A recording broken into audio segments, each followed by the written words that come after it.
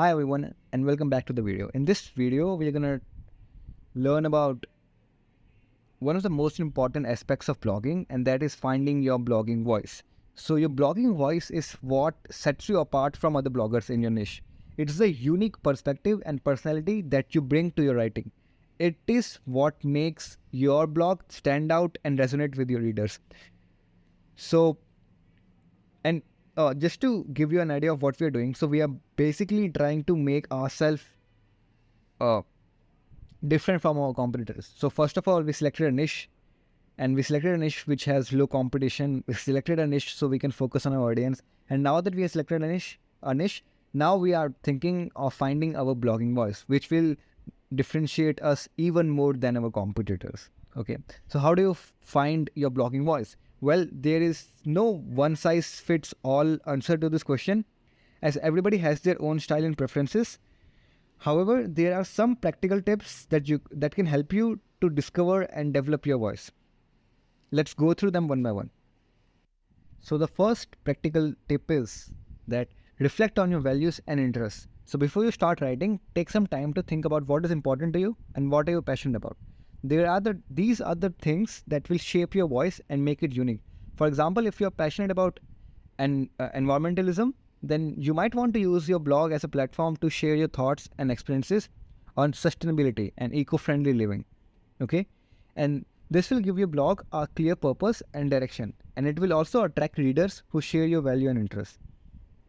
Second is write. Second tip is to write in a way that feels natural. So don't try to copy the style or tone of other bloggers, and that's the whole point of doing this. That's the whole point of finding your own blogging voice. Write in a way that feels comfortable and authentic for you. For example, if you are a more laid back and casual person, you might want to use a more conversational tone in your writing. You might use slangs, contractions, or humor to make your writing more relatable and fun.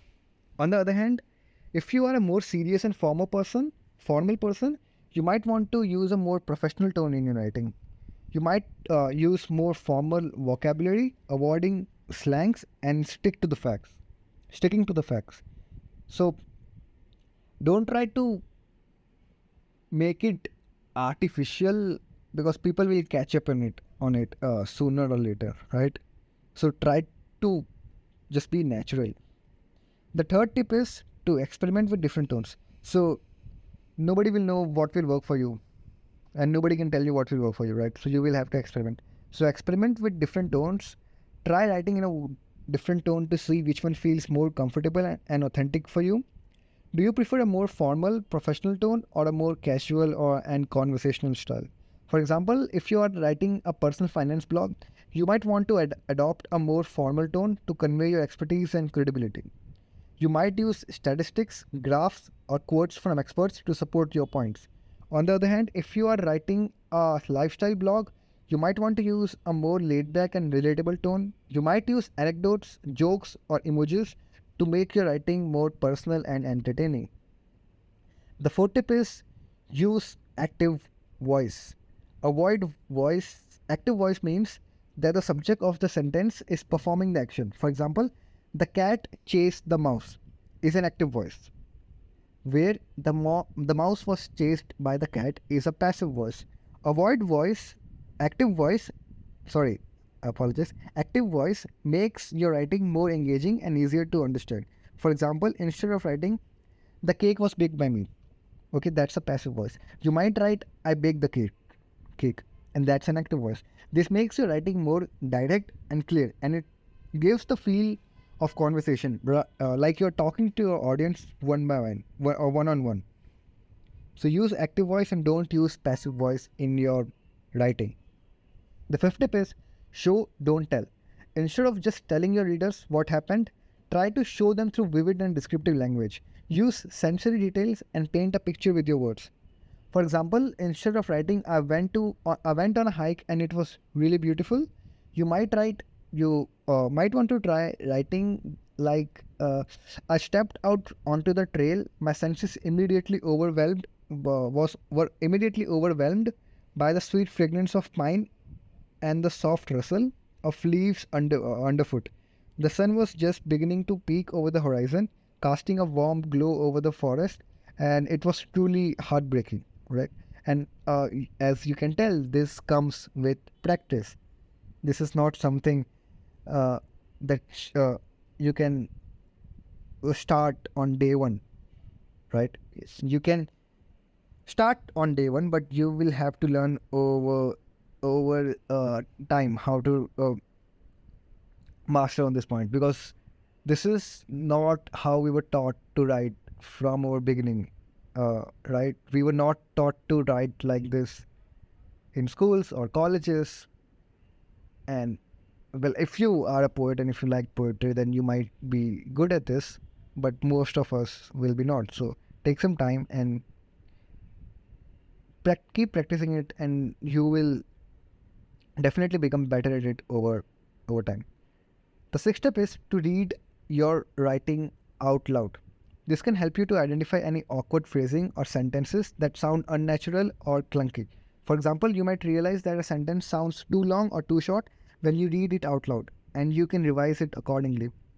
Reading your writing out loud can also help you to catch any grammatical errors or typos that you might have missed in the past.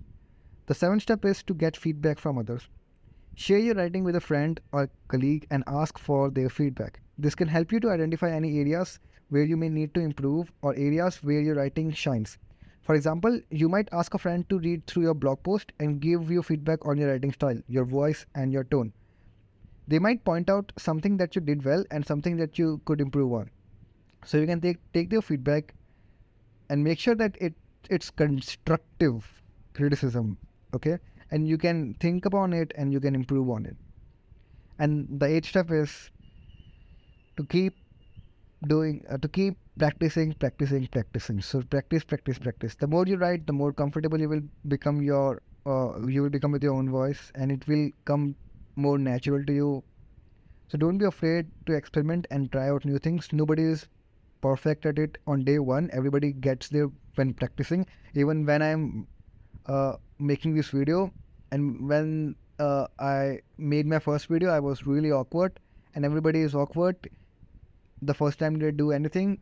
The first time you try to cook, the first time you try to bicycle, the first time you try to uh, drive a car, anything. The first time you try to do skating or writing, anything you do the first time, it will be awkward. Uh, it will look like a mountain to you, but don't be afraid. Over time, you will get better at it, and that's just how our brain works. And that is how we have progressed so much as humanity. Okay, I'll digress a little bit, and I'll give you a logical uh, a point that you can think of. So when we started, okay, millions of years ago, when we were nomadic people. So when we were nomadic, everybody used to do everything. We were just hunters and gatherers, right? So um, we used to go from one place to another place, and everybody was doing everything. Everybody was trying to find food. Everybody was looking for water. Making. Everybody was looking for a shelter for themselves.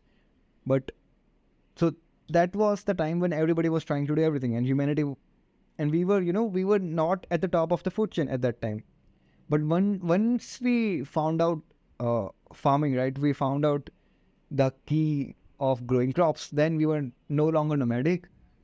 Everybody was able to grow their own crops, and over time what happened was that everybody become specialized in their own things. So some people will cook, some people will look for water, some people will make shelter, and that was how we developed as a lot. We developed as a humanity. We developed, right? And so just it's natural. That's the way we are. We become better at something when we practice. We are not born with all the skills. So just keep in mind that it's natural that you will feel awkward, that you will feel it difficult in your first try. That's just how we are built.